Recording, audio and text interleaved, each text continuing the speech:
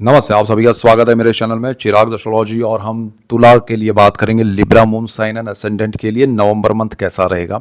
तो नवंबर मंथ में देखिए कॉम्बिनेशन वाइज ग्रह स्थिति ये है, और ये लग्न भाव है आपका, कुंडली का पहला स्थान है, और लग्न को राशि से ज़्यादा इंपॉर्टेंस दीजिएगा। ये आपका बर्थ चार्ट है, नेटल चार्ट है, तो वो बहुत इंपॉर्टेंट होता है। और उसके साथ ग्रहों के ट्रांजिट के जो प्लैनेट्स है वो आपके लिए बहुत असर करते हैं कॉम्बिनेशन वाइज, और आपकी दशाएं कॉम्बिनेशन में आती है तो और ज़्यादा इफेक्टिव रिजल्ट्स मिलते हैं। तो यहाँ पर हम डिटेल में बात करेंगे। और पहला देखिए, आपका बुध जो है वो तुला में है।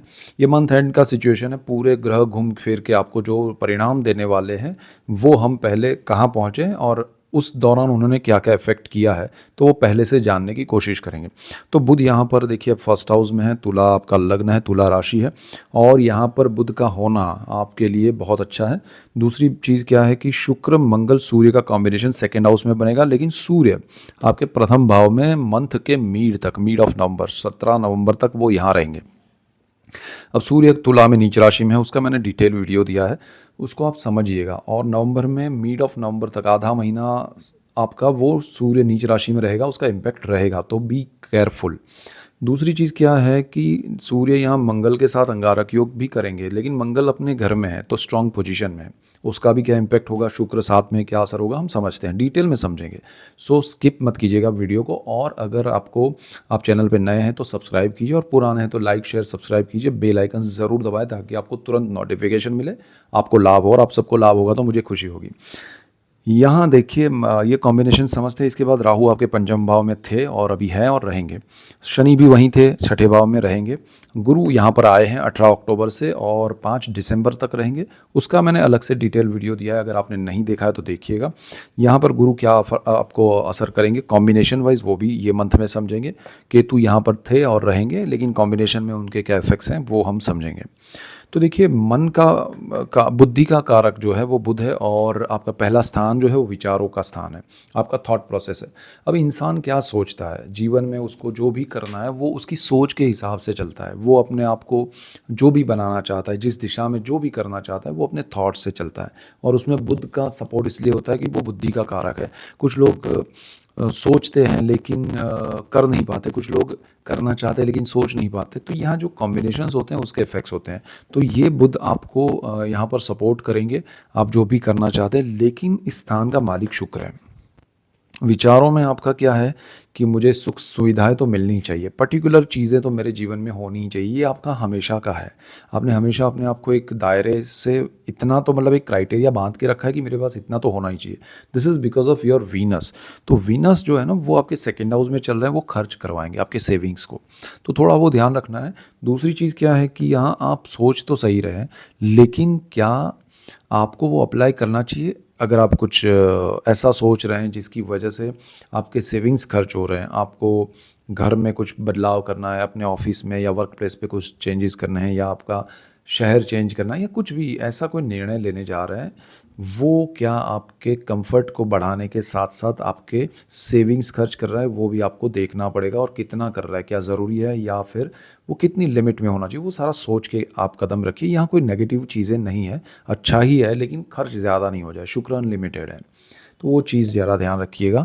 सूर्य यहाँ पर आपके लिए सेकेंड हाउस में मिड ऑफ मंथ में आएगा, उससे पहले मंगल आपके लिए परिवारजनों से बॉन्डिंग, रिश्ते अच्छे बनाएगा।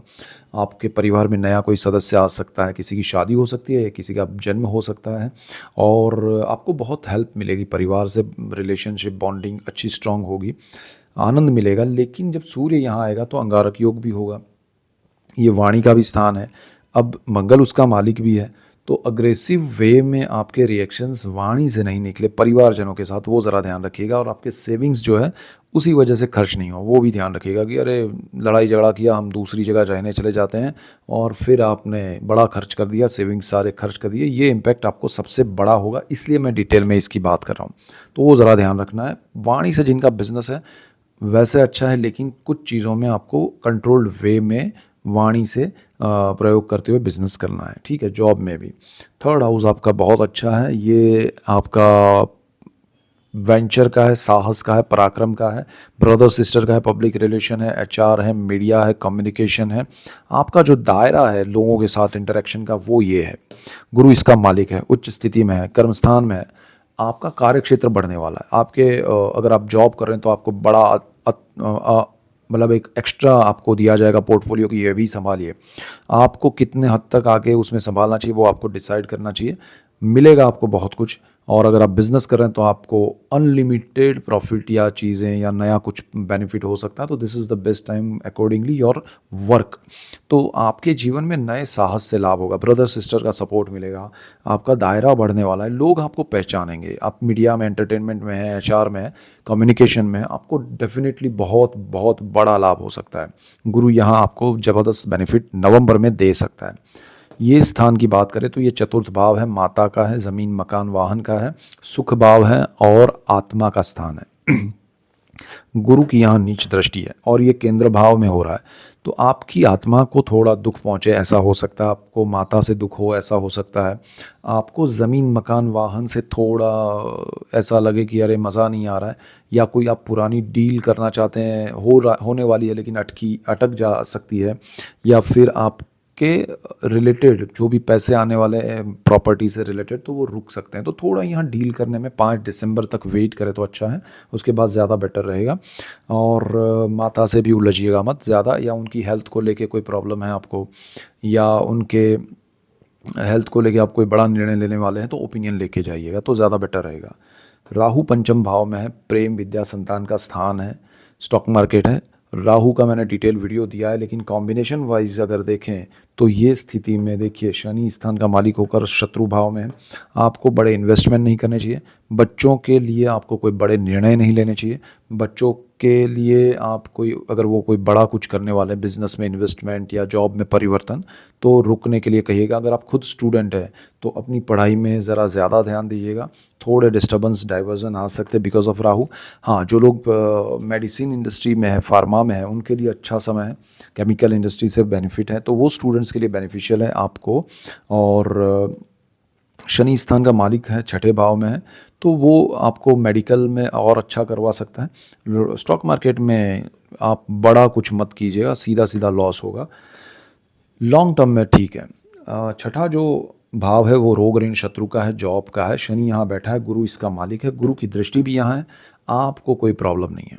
अगर आप जॉब कर रहे हैं, कर्मस्थान में उच्च का गुरु है, दृष्टि यहाँ पर कर रहा है और उसका अपना घर है, शनि वहाँ बैठा है।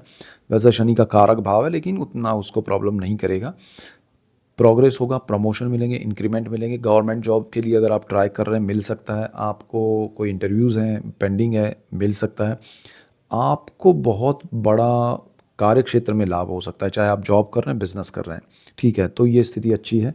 रोग में आपको अगर कोई इंडिकेशन मिले तो उसको ज़रा देखना चाहिए कि भाई ये क्या है क्या नहीं है, और ओपिनियन लेके आगे बढ़िए। नेगेटिविटी दूर होगी, शत्रु आपसे परास्त हो जाएंगे और आपके जीवन में लॉन्ग टर्म के प्रोजेक्ट्स बनने वाले हैं, सुख सुविधाएं बनने वाली है। तो this is the best time. Loan भी आप ले सकते हैं सही काम के लिए, अगर आपको चाहिए तो ये लोन लंबा चलेगा, तो वो प्लानिंग करके चलिएगा।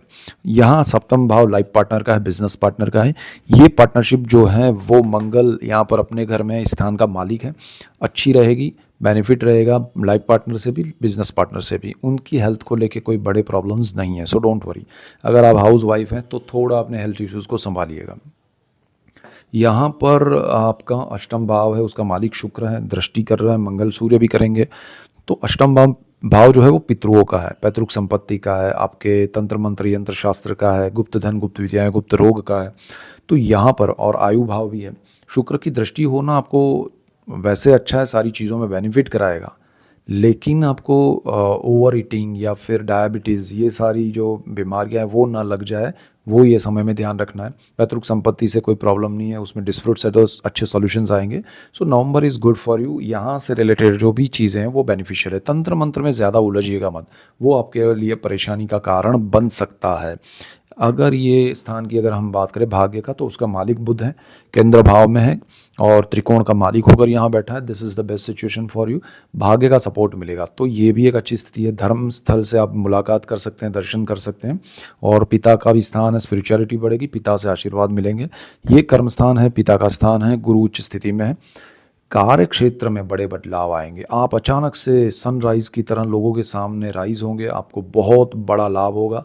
आपका जो अब तक का जो भी चीज़ आप करना चाहते थे वो ये समय में एस्टैब्लिशमेंट मिलेगा आपको। नाम, यश, कीर्ति, सुख, समृद्धि, गवर्नमेंट जॉब, गौर सरकार से लाभ, सारी चीज़ें यहाँ मिल सकती है, ये गुरु आपको देगा। तो this is the best time for you, और पिता के ब्लेसिंग्स भी मिलेंगे।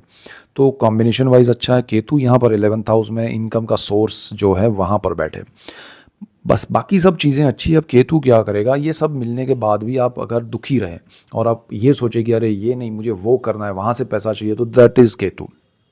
सब कुछ आपके लिए सेटल है बट आप कहीं और ढूंढ रहे हैं, तो फिर वो केतु आपके सारी चीज़ों को खा जाएगा। So be careful and very clear कि भाई मुझे एक्स्ट्रा कुछ भी नहीं करना है जब तक केतु, और केतु नेक्स्ट ईयर 26 के दिसंबर तक है। उसका डिटेल वीडियो मैंने दिया है, और स्थान के हिसाब से केतु पे मैंने बहुत रिसर्च किया है, आपको बहुत कुछ दिया है। अगर आप देखेंगे तो मेरे वीडियोज़ में आपको सब कुछ मिल जाएगा, समझ के चलिएगा। सब कुछ होते हुए भी वो डाइवर्ट कर देता है, तो ध्यान रख के चलिए, सारा अच्छा है। ये सबसे बड़ी रेमेडी है, गणेश जी की पूजा कीजिए। तो यहाँ पर आपके जीवन में बाकी सब चीज़ें सही है। बुध इसका मालिक है, 12th हाउस व्यय का, विदेश का, मोक्ष का है। विदेश योग अच्छा बन रहा है, विदेश में सेटलमेंट अच्छा हो रहा है। ग्रीन कार्ड आपका नहीं है तो मिल जाएगा, सब सारी चीज़ें आपके लिए पॉजिटिव है। सो डोंट वरी, विदेश को लेके आपको चिंता नहीं करनी है। एक एक करके आपके काम बनते जाएंगे और सारी चीज़ें अपने आप होती जाएगी। आपके डॉक्यूमेंट्स सही होने चाहिए। सो यहाँ आपको व्यय में, खर्च में थोड़ा ध्यान रखना है कि ओवर बजट नहीं हो जाए। बाकी सब चीज़ें कोई प्रॉब्लम नहीं है, सारी चीज़ें आपके लिए अच्छी हैं। और ऐसा ही डिटेल वीडियो मैं आपके लिए हर बार लेके आता हूँ। आगे भी हम बहुत सारी चीज़ें ट्रांजिट के और कॉम्बिनेशन के इफ़ेक्ट्स भी समझेंगे, बहुत डिटेलिंग में हम जाने वाले हैं। सो ऐसे ही डिटेल वीडियो के लिए आप मेरा चैनल चिराग एस्ट्रोलॉजी लाइक कीजिए, शेयर कीजिए, सब्सक्राइब कीजिए, बेल आइकन ज़रूर दबाएं ताकि आपको तुरंत नोटिफिकेशन मिले और तुरंत आपको लाभ हो। सो आपको लाभ होगा तो मुझे खुशी होगी। So that's it for today. Keep watching Chirag astrology. Thank you for watching. God bless you and good bye. Thank you.